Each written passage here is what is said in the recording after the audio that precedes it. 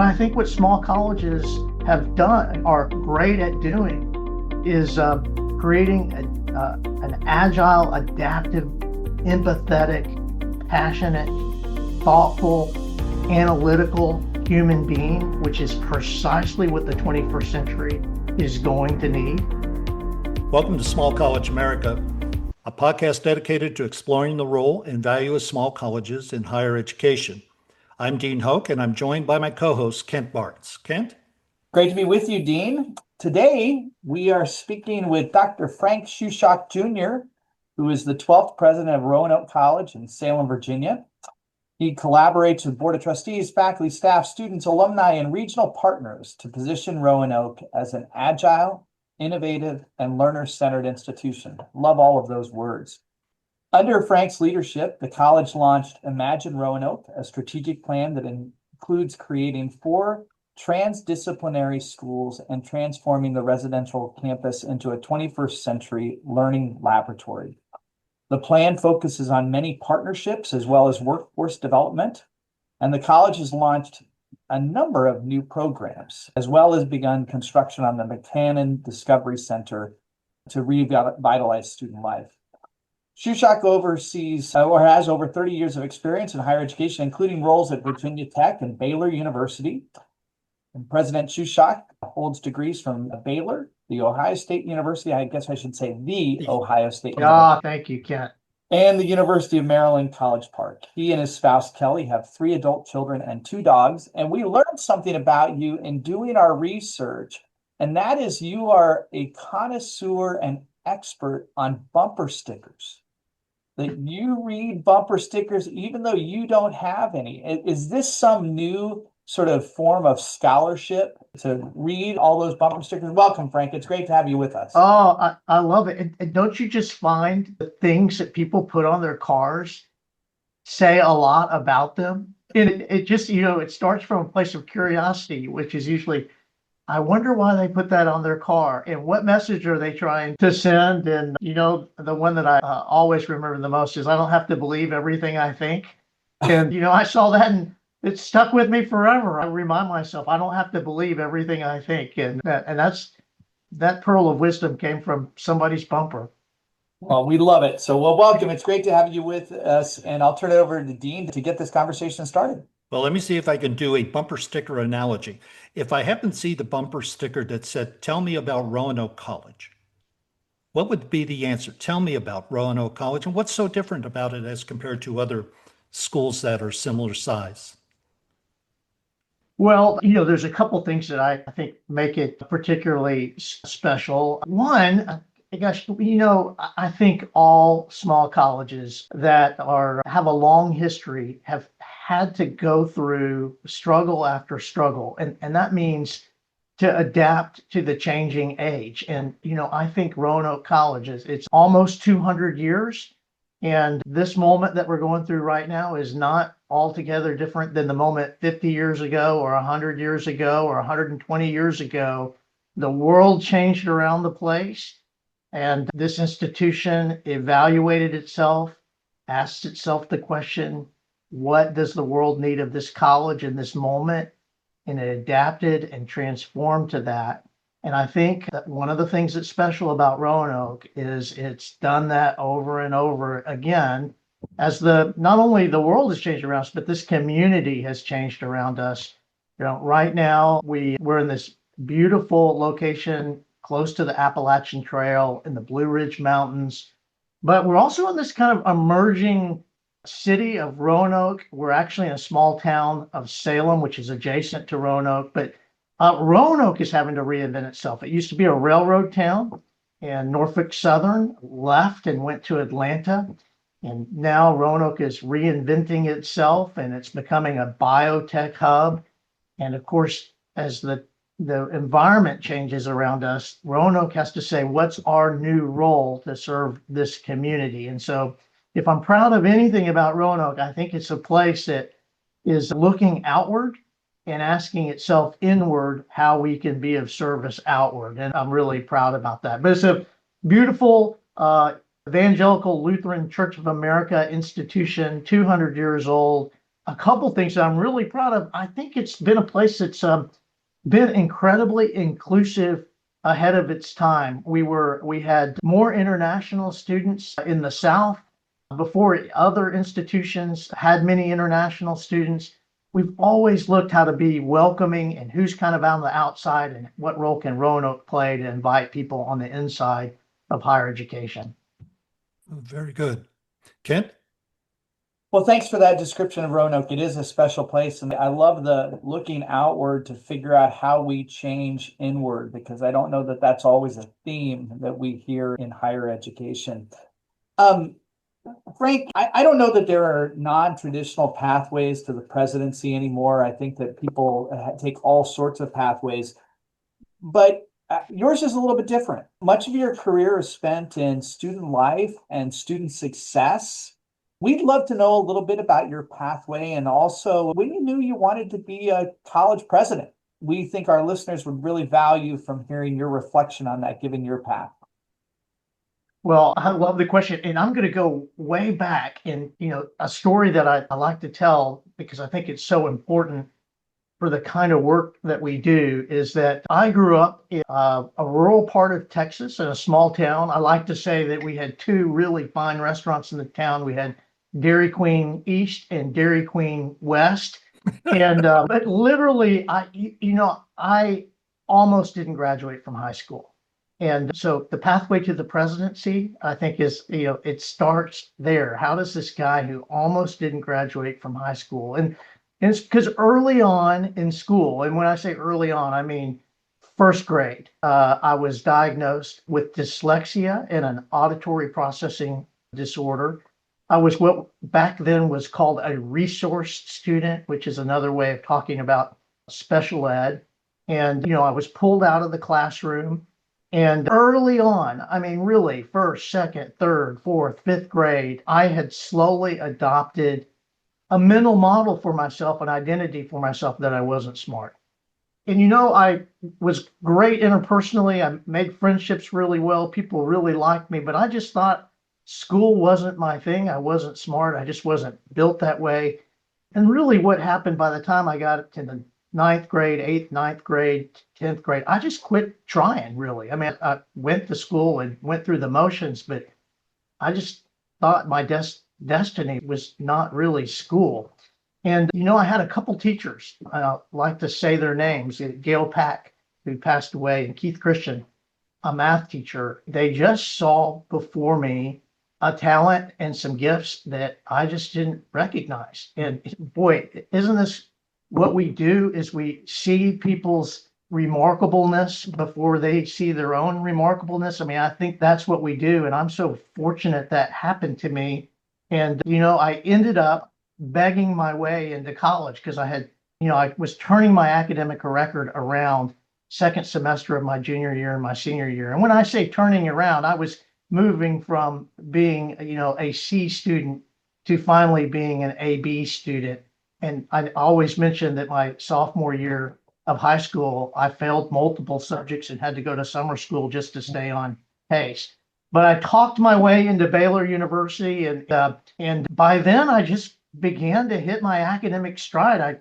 And I think really what happened is I changed my view of myself, and I had a couple people who believed in me, and I was just inspired by the college environment. And I said, I want to do what other people have done for me and pay it forward. And that just got me on the path of student affairs. And I just have had a really rewarding career in student affairs. And along the way, what's a little untraditional about me is I ended up being tenured. I got on the tenure track at Baylor and then continued at Virginia Tech and ended up being tenured all the while being a full-time professional, which is pretty unusual for that to happen. But your question about when did I decide to be a college president, I don't know that I ever decided that. I don't know that I would have specifically said that was my goal. I think I just wanted to show up, do good work, serve students, help them find their potential. And I ended up just saying yes over and over again. And when opportunities came, I said yes. Everything was incredibly unpredictable. I mean, if you think careers are linear, they almost never are. And that's a little bit of my story. And, I always say becoming the president of Roanoke College has been a beautiful surprise, and it has been a beautiful surprise. But all of life has been a beautiful surprise, and I'm incredibly grateful. I am standing on the shoulders of people who saw something in me that I didn't see myself. Thank you very much. That's a great story, and I love the fact that you went back to high school. That says a lot about your journey and pathway. Yeah. So let's talk a little bit about the college side of your career. You've been primarily at larger institutions. I mean, you attended larger institutions, the Ohio State University. And by the way, I'm born and raised near that area. So you're right, the Ohio State University. But also that's a school of over 50,000. You've been at Virginia Tech and also not as exactly what I would call small school, large school.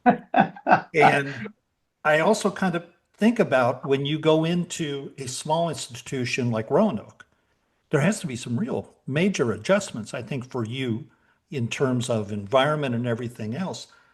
I'm very curious about that whole side of you and what have been the 3 or 4 things that you have found to be big adjustments or that you've helped make adjustments from your experience that you learned at Virginia Tech. Oh, I love that question, Dean. And yeah, if you think of me, in the smallest school I've been at has been Baylor, which is, nearly 20,000 students. You Yeah. throw in the University of Maryland, Virginia Tech, Ohio State. I've been at giant places.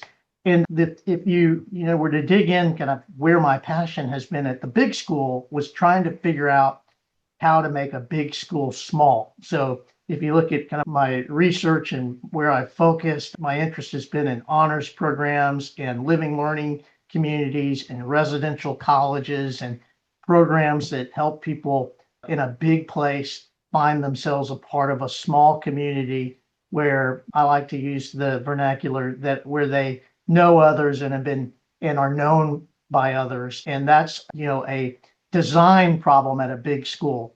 I think what when I came to Roanoke College, it was an opportunity to be at a place that was designed to be small and to be intimate and to foster the kind of thing that I've been trying to create micro environments at a large school. I think the tricky thing about small schools is sometimes one can be tricked into thinking that 1,800 or 2,000 or 2,200 is small. And, the unit of being known has to be designed as intentionally at a school that's 1,800 as it does at a school that is 40,000. And so it's also a design problem at a small school.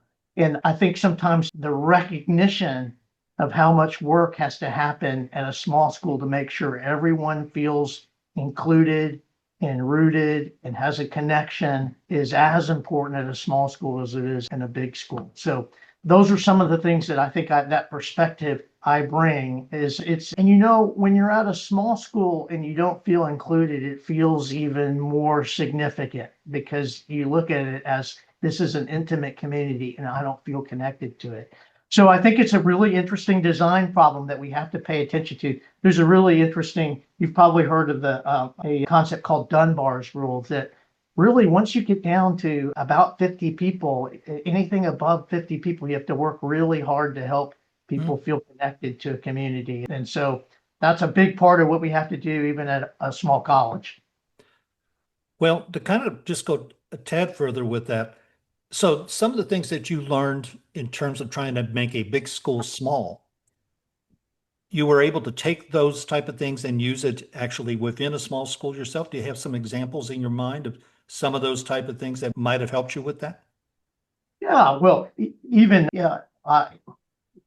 outcomes are a design problem. When you think about what outcomes you want out of a human being or any experience, that's a design problem. And so one of the things that we're thinking about right now at Roanoke College, this is the first year that we've had interdisciplinary schools. We have 4 brand new schools that are interdisciplinary. It's kind of a shakeup of the academic disciplines. We used to have 15 departments, and they've been that for a long time. But when you think about the 21st century, you really need the engineer butting up against with the theater arts person, with the musician. You need the musician thinking with the mathematician and the the physicist. The way of the 21st century is transdisciplinary. And so you have to design to that. But also in that design, you need to think about who you want to work together and how you organize so that it makes it easy for those, chance encounters to happen, for that magic that happens in a serendipitous way, that those interdisciplinary conversations happen, that people feel a sense of identity. So I hope that one of the things that happens with the creation of schools is it also gives places for students to feel anchored in. So maybe they're not on a sports team, but maybe they feel anchored into a small school within a small school so that they feel like, I have an identity at this small school that's given to me that I don't even have to join. So, it's a design problem. We're early in on it, but it's a big shift for us. But it's one that we're embracing and that we think is going to better position us to produce the kinds of learners that are going to be really adaptive in the 21st century environment. Great. And you're able to do that without a sorting hat, as they would do it at Hogwarts. So there's a little bit of student choice in going into those interdisciplinary schools. So you are an innovator, not only with that type of model and changing that model, but you've also made some pretty big bets at Roanoke. Lots of new programs, things like football and a variety of other things. And you've also been on a bit of what Dean and I described as a partnership tour, signing agreements with all sorts of partners throughout the region. Tell us a little bit about why you've been so focused on new programs and new program development. Gosh, thanks. I think in the core of my DNA, I really do believe rising tide lifts all boats. And so I work really hard to not view other institutions of higher education as competitors. And I think that's one really important thing. And I like to think about the pipeline of education from K-12 all the way through maybe graduate opportunities. And, one of the things I know, anytime that you have that learners have when they depart one kind of education and move to the next kind of education or institution, for example, there's an opportunity that makes it easy to pivot and stop. And so, when you're done with your undergraduate degree, there's an opportunity to stop. And we all know it's really hard to go back and get that master's degree once you've started a job and you've got a family.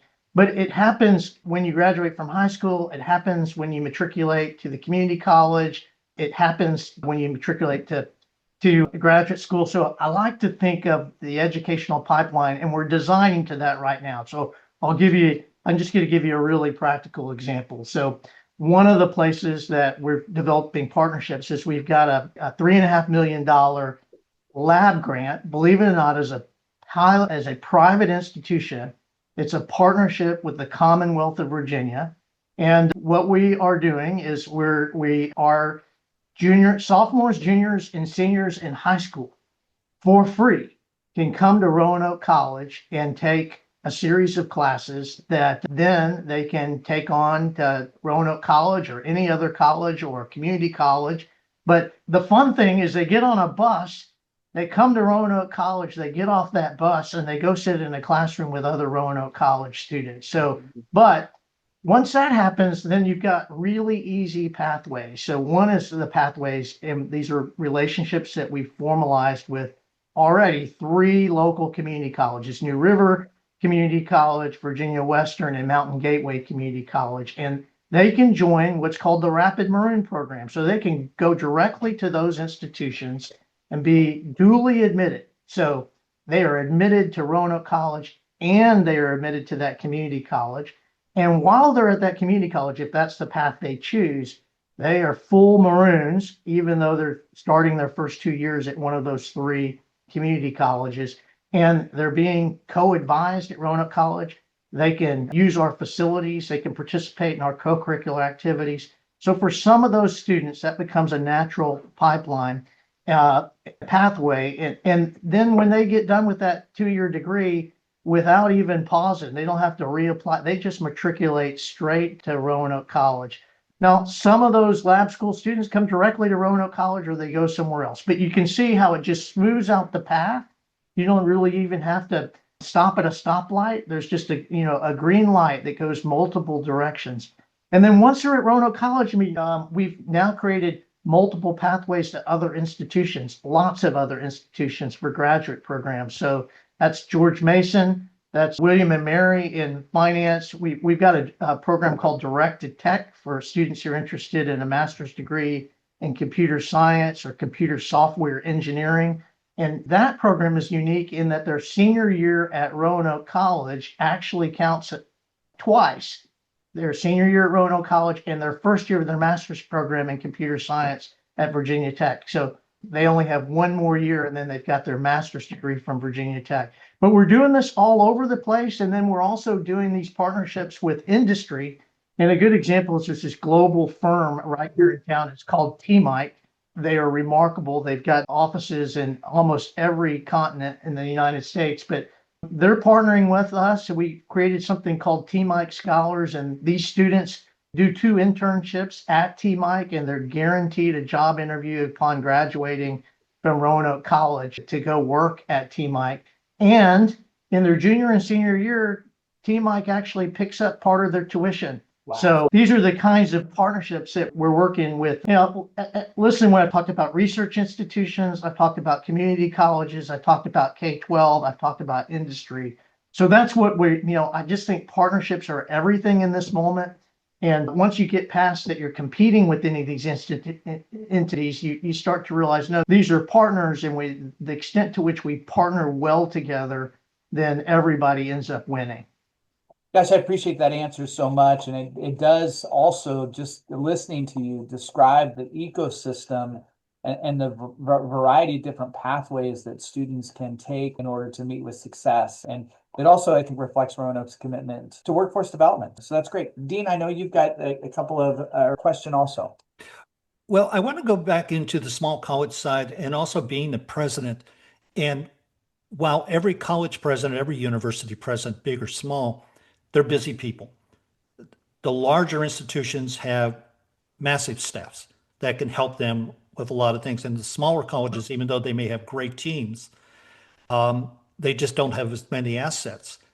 I'm curious, you're expected probably to be everywhere at the same time. You may have 2 events going at the same time, and you're supposed to be at both. How do you handle that expectation to attend every event with the pressure defined as a small college president to fundraise and also to help develop partnerships?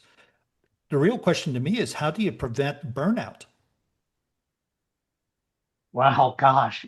Boy, we could do a whole episode on this, couldn't we? Trying to figure all this out. And yeah, I think I thought a lot about this notion of balance. And, sometimes we talk about balance as a destination. And I actually think of it more like a constant state of recalibration. And, so at any given moment, we're probably out of balance in a particular, and being reflective allows you to think about how you need to recalibrate. And so I think of it as this constant process of reflecting on how you're spending your time, how you're spending your energy, and what way you need to recalibrate. And at least what I'm trying to do now is to do that more in real time instead of kind of natural seasons like the summer or the break between summer and fall. Whenever there's a downtime, it's kind of being reflective of your life and trying to recalibrate. The alternative way is to kind of think about it all the time. How am I spending my time? What things do I need to be attending to? And how might that be different than how I attended to those things last week or last month? Because there's kind of tending to all those roles that you talked about are all really important. And it's very difficult to carve out an equal amount of time to all those things all the time. And it's probably not necessary to attend to all those things at all the time. But you better be paying attention to when you need to recalibrate. And so that's kind of how I'm thinking about how to kind of maintain my sanity and not be overwhelmed by everyone's expectations because, and listen, I don't by a long shot do I get it right all the time, but you get feedback and you pay attention, try to be reflective. Who do I need to pay attention to? What part of my job has kind of been left behind because of this particular moment has pulled me over here that I need to recalibrate? And again, just not waiting until those natural cycles to recalibrate your life, but to be thinking about it all the time about how I need to recalibrate. It also helps you be a little more forgiving. I mean, it allows me to be a little forgiving to myself that when that I'm out of balance, because at any given time I'm out of balance in some sort of way. Yeah. And so it gives me a little grace to say, life is always tugging you in one direction. I've got a 93-year-old mom. I've got 3 adult kids, one who's in college, and sometimes life pulls you way over there. You can't stay over there because you have other responsibilities. And so being reflective, that's just kind of the way I think about it. I don't know if that's helpful to you all or not. Oh, I think it's it is. helpful to both of us as well as our listeners. So it's clear that you've reflected on that and taken some time. So we've got one last question for you. And what we'd love to know is a little bit about your perspective on the future. Roanoke has adapted, changed through the nearly 200 years in order to thrive. And we'd like to invite you to think 5 years into the future and what gives you the most hope for Roanoke College, as well as for the role of small colleges across America. Well, so this may seem like a Pollyanna response, but I actually think the pressure on us at the moment is, so I think all of higher education, no matter what kind of institution you're at, has a limited runway to adapt. Some of us in higher education have a long runway, and those with giant endowments and large application pools, they thought their runway was a little longer until this current moment with the federal government and what's happening. All of a sudden they're realizing, our runway was not as long as we thought. Small colleges at the moment know their runway is short, and that pressure, as much as it is incredibly difficult and hard and sometimes not fun, it is demanding that we are creative, that we listen intently to the external environment, that we care deeply about what the needs are of our community and how we respond to it. Because if we don't do all those things, we will no longer exist. And I think what you're starting to see is some incredibly creative, adaptive, and agile institutions. Not all of them, because it requires a level of courage and resilience and tenacity. And but those institutions that are allowing that pressure in this moment to unleash a level of human creativity and inspiration out of a deep desire to serve are going to come out stronger. And I just happen to believe that in this moment of artificial intelligence, and I'm not afraid of artificial intelligence at all. I think it's going to do some really great things for us. But there's one of those things that it's really good at technical responses. But I think what small colleges are great at doing is creating an agile, adaptive, empathetic, passionate, thoughtful, analytical human being, which is precisely what the 21st century is going to need. And I think the technical skills that, really we want people to have the technical skills that they need to get that first job. But what they really need is the adaptive creativity, empathy, human capacity skills that you allow them to reinvent themselves 12, 15 times over a lifetime. And I think we're great at this, and we can be really great at this. And we might find that the liberal arts, the humanities, the small colleges, if we allow ourselves to be shaped by this moment, are exactly what the doctor ordered for the 21st century. Well said. Well, Frank, I'm afraid our time is up, and I want to thank you for coming on today and have our audience get an opportunity to learn a little bit more about you and Roanoke. Well, I Well, hope something I said was helpful. Well, I think we've got about 30 minutes of hopeful and very interesting information. So thank you for that.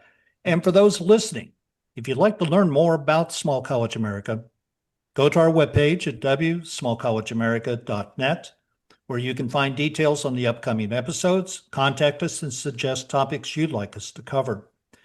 This episode of Small College America is made possible with the underwriting support from Perspective Data Science, a firm specializing in AI-powered tools and data solutions, including Financial Compass platform.